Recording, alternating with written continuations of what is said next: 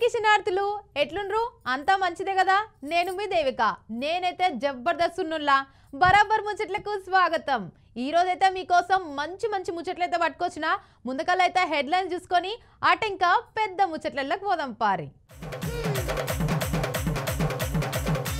చేవెళ్లలో అయ్యింది టక్కరు బస్సు పైకి దూసుకొచ్చిన కంకర్ టిప్పరు నాలుగు కాళ్ళతో నడుస్తుంది కోడి ఓసారి చూద్దాం పారి బడికి పోనంటూ మారం మంచానికి చుట్టుకున్న పోరడు వైనం తాగుట్లో ముందుంది కర్ణాటక తెలంగాణ ఉన్నది మూడో జాగల అరే ఏం టక్కర్లు బస్సులో ప్రయాణించాలంటేనే గుండెలు జల్లుమంటున్నాయుల్లా మనం చక్కగా పోతున్నా అటు నుంచి వచ్చేటోడు చక్కగా రాడుగా నిద్ర మబ్బులోనో తాగిగానో నడుపుతారు కానీ ఉట్టి పుణ్యానికి మనుషుల ప్రాణాలు అయితే పోతున్నాయుల్లా అరే మొన్నేగా కర్నూలు బస్సు ప్రమాదం జరిగి 20 మంది జీవిడిసిర్రు ఇక అది మరవక ముందే మళ్ళీ తెలంగాణలో ఇంకో ఘోర ప్రమాదం అయితే చోటు చేసుకుందుల్లా ఈ ప్రమాదంలో కూడా చాలా మంది జీవిడిసిర్రు గిట్లా ఓ నెలలోనే దేశంలో 4 ఘోర ప్రమాదాలు జరిగినాయుల్లా మరి టక్కర్కి ఎట్లయిందో ఓసారి చూద్దాం పారి అయ్యో ఎంత పనాయే అసలు దేశంలో ఏమవుతుందో అసలు అర్థమవుతనేదల్లా అరే ఉట్టి పుణ్యానికే ప్రాణాలు పోతున్నాయి అరే అడుగు బయట పెట్టాలంటే గుండెలు జల్లుమంటున్నాయి అరే విమానం ఎక్కితేనేమో అది కూలిపాయే 100 మంది ప్రాణాలు పోతున్నాయి రైలు ఎక్కుతేనేమో ట్రైన్లు ఢీ కొట్టుకొని అక్కడ వస్తా ప్రాణాలు పోతున్నాయి ఆఖరికి బస్సులో పోదామంటే సుతా ప్రాణాలు పోతున్నాయి అలా అరే ప్రయాణికులకు అసలు భద్రత లేకుండా పోయింది ఎట్లా వెళ్ళినా గానీ సావు మాత్రం అయితే వదులుతలేదు నిన్న జరిగిన చేవెళ్ల రోడ్డు ప్రమాదం సుతా గిట్లే అయింది అతివేగంతోని రాంగ్ రూట్ లో ఎదురుగా వచ్చిన కంకర్లోడుతున్న టిప్పరు తాండూరు డిపోకు చెందిన ఆర్టీసీ బస్సును ఢీ కొట్టడంతో ఈ దారుణమైన ఘటన అయితే చోటు చేసుకుంది ఇక ఈ ప్రమాద తీవ్రతనైతే డ్రైవర్ దగ్గర నుండి బస్సు సగభాగం వరకు మొత్తం నుజ్జయిందల్లా బస్సును ఢీకొట్టిన టిప్పరు బస్సుపై బోల్తా పడడంతో అయితే ప్రాణ నష్టం అధికంగా జరిగినట్టు చెప్తున్న అధికారులుగా రంగారెడ్డి జిల్లా చేవెళ్ల మండలం మీర్జాగూడ దగ్గరలోని హైదరాబాద్ బీజాపూర్ హైవేపై ఘోర రోడ్డు ప్రమాదం అయితే ప్రతి ఒక్కరిని కదిలించేసిందల్లా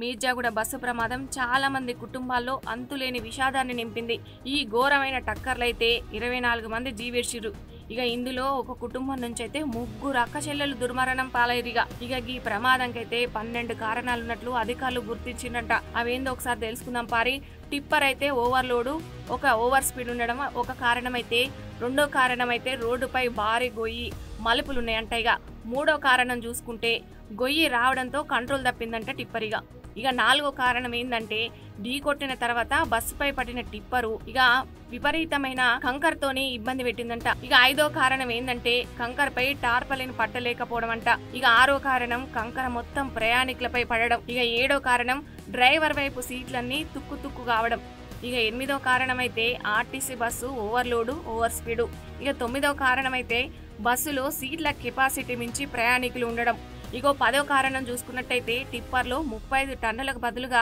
60 టన్నుల కంకర్ నింపిరంటిగా ఇక 11వ కారణం చూసుకుంటే అనుమతి లేకున్నా ఆ మార్గంలోనే భారీ వాహనాలు కూడా ప్రయాణిస్తున్నాయి ఇక అందుకే ప్రమాదాలు ఎక్కువ జరుగుతున్నాయని కూడా అంటున్నారు ఇక 12వ కారణం చూసుకుంటే ఒక్కసారిగా కంకర మీద పడడంతో ప్రయాణికులకు ఊపిరి ఒక్కసారిగా ఆగిపోయిందల్లా ఏదేమైనా ప్రయాణాలు చేస్తున్న వాళ్ళకైతే భద్రత లేదల్లా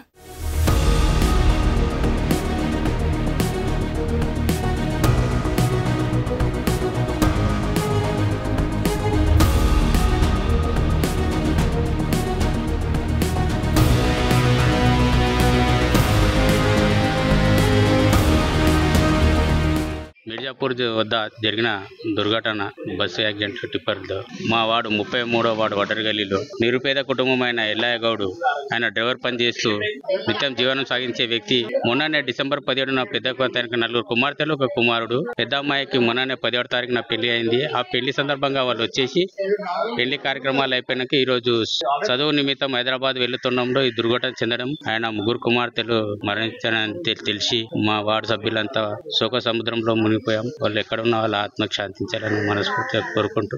బస్సు టిప్పర్ దుర్ఘటనలో మా వార్డుకు చెందిన ఎల్లయ్య గౌడ్ గారి ముగ్గురు కూతుర్లు దుర్మరణం పాలు చెందడం జరిగింది. అక్టోబర్ 17వ తారీఖున పెద్ద అమ్మాయి మ్యారేజ్ కూడా చేయడం జరిగింది.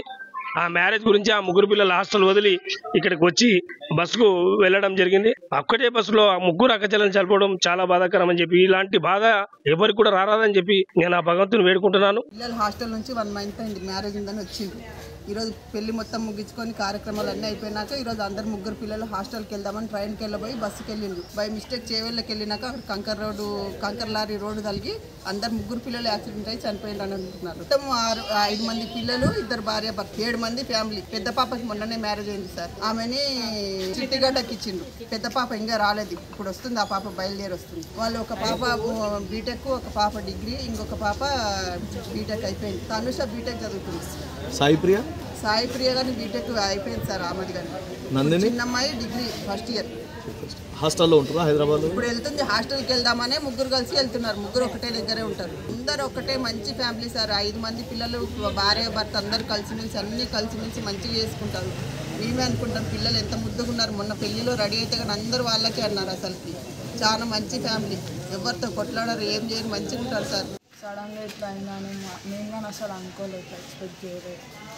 ఆమె సిచ్యువేషన్లో ఉంటే మాకు ఎట్లా ఒకటే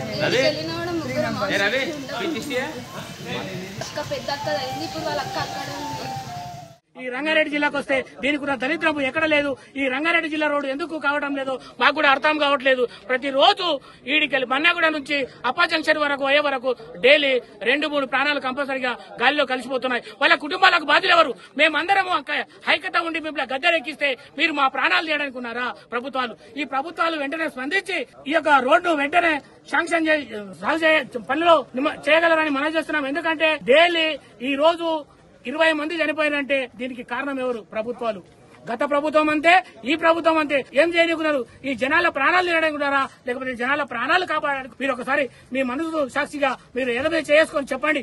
ఎందుకంటే ఈ జనాలు మీకు ఎప్పుడు ఎట్లా ఉంటే ఎట్లా మనసుకుంటే అట్లా ఉంటారని చెప్పి మీరు జనాలతో ఎందుకు ఆడుకుంటారని చెప్పి నేను ప్రభుత్వాలను హెచ్చరిస్తున్నాను. కాబట్టి ఈ రోడ్డు ఎందుకు అయ్యింది? డబ్బులు రోడ్ డివైడింగ్ లో డబ్బులు భూమి పోయిన వాళ్లకు భూములకు డబ్బులు ఇచ్చారు. మరి పని ఎందుకు చావడం లేదు? ఇది ఎందుకు ఇట్లా ఈ విధంగా జరుగుతుంది? ఇప్పుడైతే మీకు ఒక విచిత్రమైన వీడియో చూపిస్తా పారి. మీరెప్పుడు చూసిండని కోడది. అంతగానో మా కోడిలో ఏముంది అనుకున్నారా? అయితే ఆగుర్రి. ఈ కోడి అన్ని కోడిల్లాగా ఉత్త పచ్చి కోడి అయితే కాదు. మళ్ళా విచిత్రమైన కోడి. గా విచిత్రమైన కోడిని చూడాలంటే ఇప్పుడు మనం గా భద్రాద్రి కొత్తగూడెం జిల్లాకి పోవాలి. పారి మరి చెప్పునా.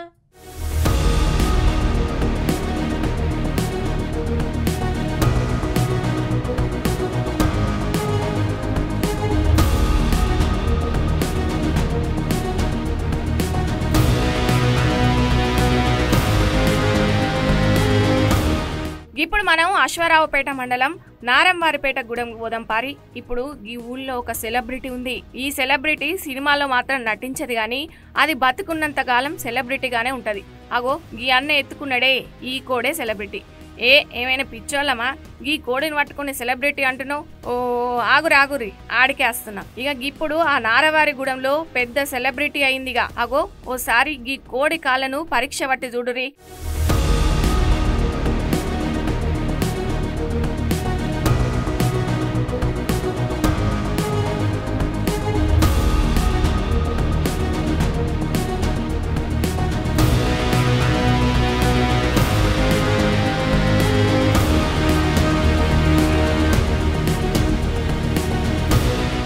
ఒకటి 2 3 4 అగో ఈ కోడి కేంద్రంలో ఆవుకు కుక్కకు ఉన్నట్లు 4 కాళ్ళు ఉన్నాయిగా. ఇది చిత్రంగా ఉంది కదా. అగో నాగరాజ్ అనే అన్న కొన్నేళ్ల సంది కూడా పందెం కోళ్లను పెంపకం చేస్తుండు. అయితే ఈసారి సాదుకున్న కోళ్లలో ఒక కోడికి 4 కాళ్ళున్న కోడి పుట్టిందిగా. ఇక ఆ కోడే ఇప్పుడు పెద్దగైంది. కానీ అందరికి ఒకటే డౌట్, ఈ 4 కాళ్ళ కోడి ఎట్లా నడుస్తుందని అనుకుంటురులే. కానీ నడుస్తుందల్లా అన్ని కోళ్ళ మాదిరిగానే గీ పుంజు సుత నడుస్తుంది. ఇక నాగరాజు గీ కోడిని వచ్చే సంక్రాంతికి పందెంలో దింపుతాడంట. ఇక ఈ 4 కాళ్ళ కోడిని కొనేందుకు చుట్టుపొంటి ఊరోళ్ళు పోటీ పడుతున్నారంట.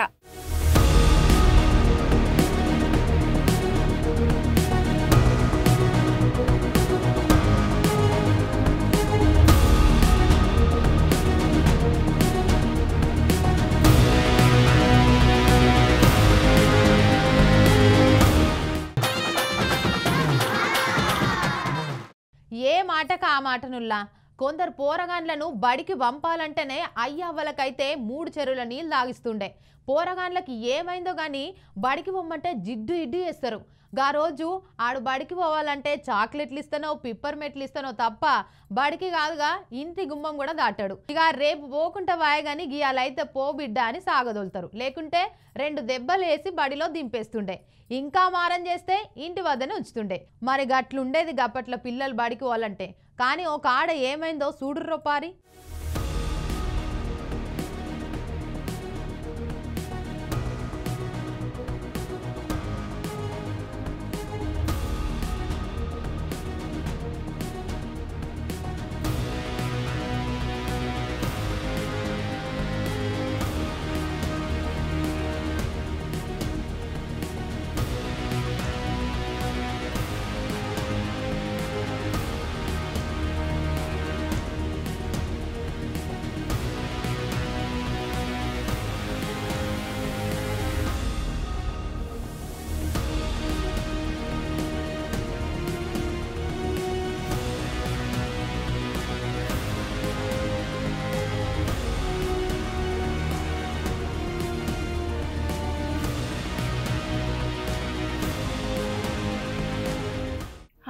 చూసిరాల్లా భలే గమ్మతుంది కదా.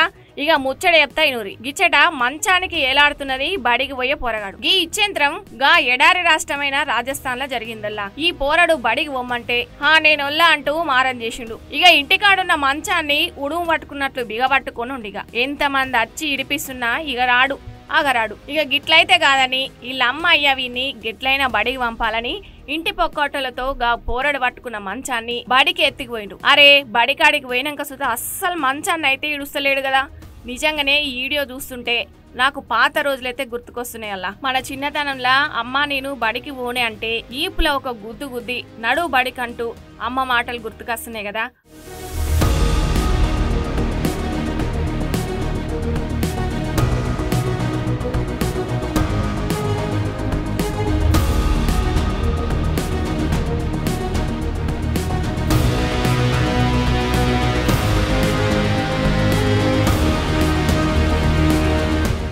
ఒకసారి గా పిల్లగాడు ఎందుకు బడికి పోతలేడో అయ్యావలు కూడా ఒకసారి మంచిగా గుసబెట్టుకొని అరుచుకోవాలి. బడంటే ఎందుకంత బుగులు పడుతుండో ఏం కారణం లేకుండా గా పిల్లాడు అంతగానం భయం ఎందుకు పెట్టుకుంటాడు. అవో ఓసారి అది కూడా సోచాయించాలి కదా మనం.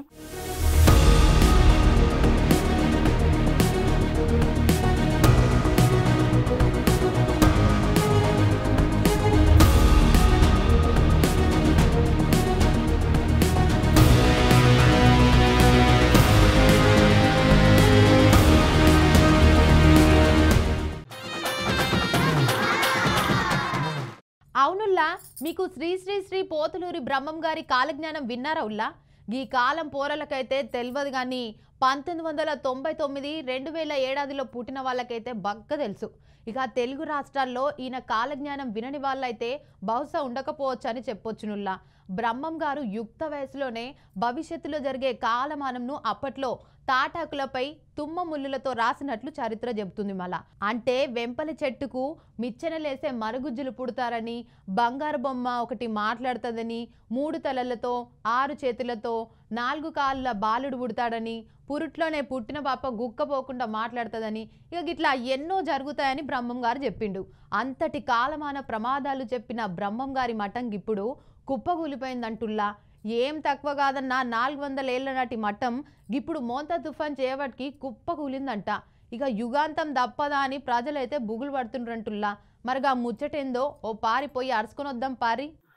వచ్చిరల్లా శ్రీ శ్రీ శ్రీ పోతులూరి బ్రహ్మంగారి మఠం అద్దకు తీసుకుపోతా భవిష్యత్తులో జరిగేది జరగబోయేది ఇట్లా ముందుగానే తాటాకులపై తుమ్మ చెట్టు ముళ్ళుతో రాసిన కాలజ్ఞాని. ఆయన చిన్నతనం నుండే ఎన్నో మహిమలు బగ్గ తెలిసిన వారు ఈ బ్రహ్మంగారు.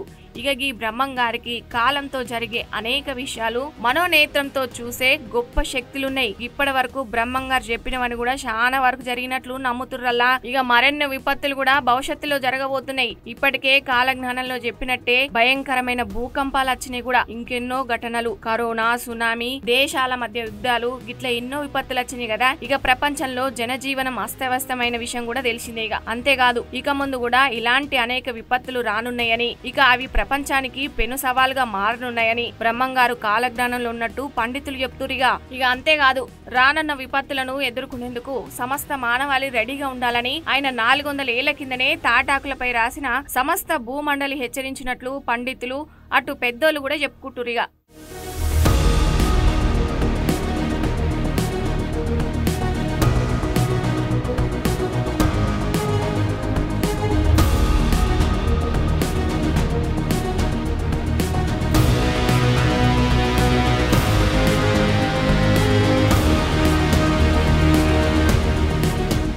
ఇక మనం ఇప్పుడు శ్రీ శ్రీ శ్రీ పోతులూరి బ్రహ్మంగారి ఊరికి తీసుకుపోతా.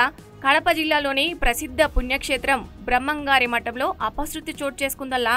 శ్రీ పోతులూరు వీరబ్రహ్మేంద్ర స్వామి వారు ఏం తక్కువ 400 ఏళ్ల నాటి చారిత్రక ఇల్లు ఇప్పుడు కుప్పకూలింది. ఇక ఆ గ్రామం ప్రజల్లో ఎక్కడ లేని భయభ్రాంతులు పుట్టుకొస్తున్నాయి. ఇటీవలే ఆంధ్రప్రదేశ్ లో బగ్గా ఆనలు వచ్చినాయి కదా. ఇక గానలకు శ్రీ శ్రీ శ్రీ పోతులూరు బ్రహ్మంగారి ఇల్లు కూలిపోయిందల్లా.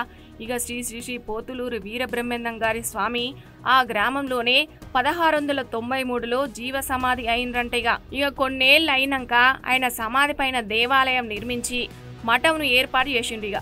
మఠంగా ఆవిర్భవించిన నాటి నుంచి వరుసగా మఠానికి మఠాధిపతులు వరుసగా వారసులే ఉంటున్నారిగా.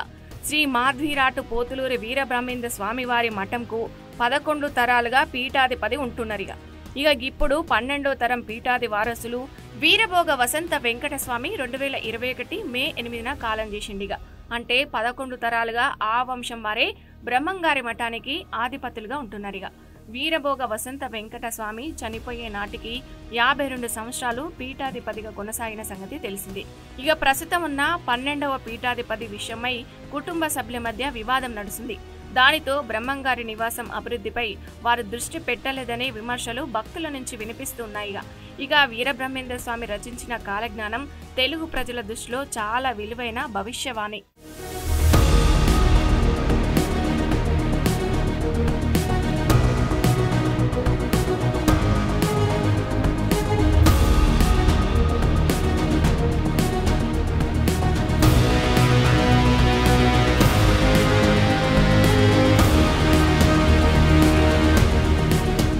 పెద్ద పెద్ద ఆనలకు భవనం గోడలు పూర్తిగా నానిపోవడంతో ఈ ప్రమాదం జరిగినట్లు చెప్తురిగా. ఘటన జరిగిన సమయంలో ఆ భవనంలో ఎవరు లేకపోవడంతో పెను ప్రమాదం తప్పిందని స్థానికులైతే ఇక ఊపిరి పీల్చుకున్నారల్లా. కానీ చారిత్రాత్మక కట్టడం కూలిపోయిందని, ఆయన ఇల్లును దేవాలయంగా భావించే ఆళ్ళు ఇప్పుడు ఆ ఇల్లు కూలిపోవడంతో లేనిపోని భయాలు పుట్టుకొస్తున్నాయి. ఇక ఈ విషయం తెలుసుకున్న పూర్వం మఠాధిపతులు కుమారులు వెంకటాద్రి స్వామి, వీరం భట్లయ్య, అలాగే దత్తాత్రేయ స్వామి ఇంటి వద్దకు వచ్చి కూలిపోయిన ఇల్లును పరిశీలించిరిగా. ఈ సందర్భంగా వారు మాట్లాడుతూ ఈ మిద్దె అత్యంత పురాతనమైనదని, చారిత్రక ప్రాధాన్యం ఉన్నదని చెప్పుకొచ్చిండ్రు. వరుసగా వర్షాల కారణంగా భవనం బలహీనపడి ఒకవైపుగా కూలిపోయిందని చెప్పిండ్రిగా. ఇక ఇది గిట్లుంటే ఈ ఇల్లు కూలిపోవడంపై గా ఊరోళ్ళు ఆ బ్రహ్మంగారి వారసులపై గరం గరం ఉండ్రల్లా.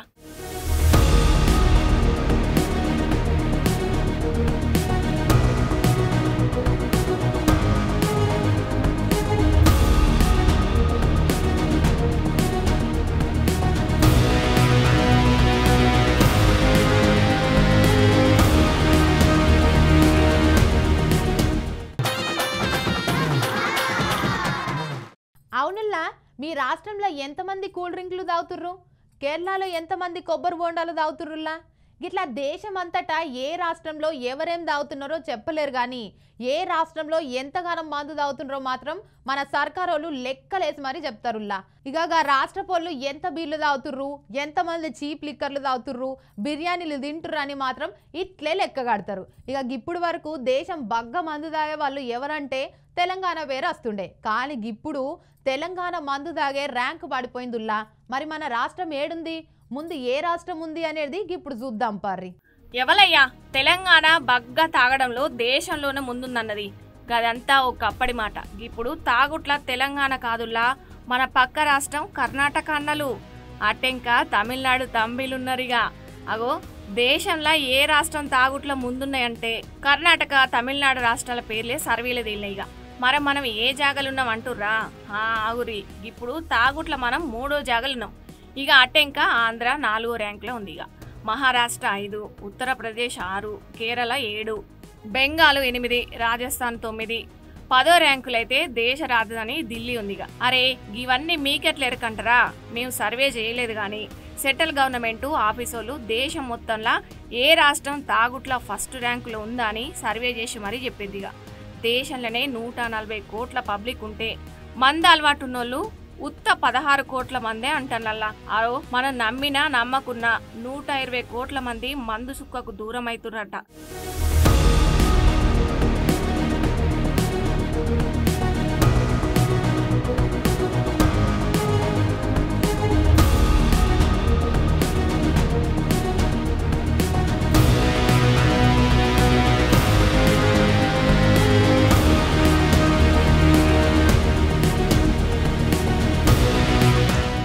ఇక ఓ 6 కోట్ల మందికైతే దినం పొద్దుపోక సుక్కేసుకుంటారంట. ఇక అరే ఏహే మందు మీ మొగోలే తాగుతారా, మేం తక్కువ అనుకుంటారేమో, వాళ్ళు సుత మందు రప్ప గుంజుతురు. గా అరుణాచల్ ప్రదేశ్ లో అక్కలమ్మలంతా 100కి 24 మంది సుక్కేసి నెంబర్ 1 ర్యాంకులు ఉన్నారు. ఇక సిక్కిం అక్కలదైతే 2వ ర్యాంకు. ఇక మన తెలంగాణలో 100 మంది లేడీస్ ఉంటే అందులో కేవలం 6గురికి మాత్రమే మందు అలవాటు ఉన్నదంట. ఇక అయితే దేశంలో చాలా రాష్ట్రాలకు లిక్కర్ రాదనే పెద్ద దిక్కైందల్లా. ఇక ఏ బిజినెస్ లైనా ఉద్దరుంటదేమో గానీ ఈ ఆబ్కారీ బిజినెస్ లో మాత్రం అస్సలు ఉద్దరుండదు. మరి గిట్లుంటది బిజినెస్, దుఃఖం ఏడబెట్టినా ఆదాని అస్తదాయిగా. ఈ లిక్కర్ షాపులకి వాస్తు అవసరం లేదు, పూజలు అవసరం లేదు, షాప్ పెట్టుడే ఆలస్యం, మంది అస్తనే ఉంటారు, మందు బాటిల్స్ పోతూనే ఉంటది. ఇక అట్లకెళ్ళి గల్లపెట్ట నిండుతూనే ఉంటది.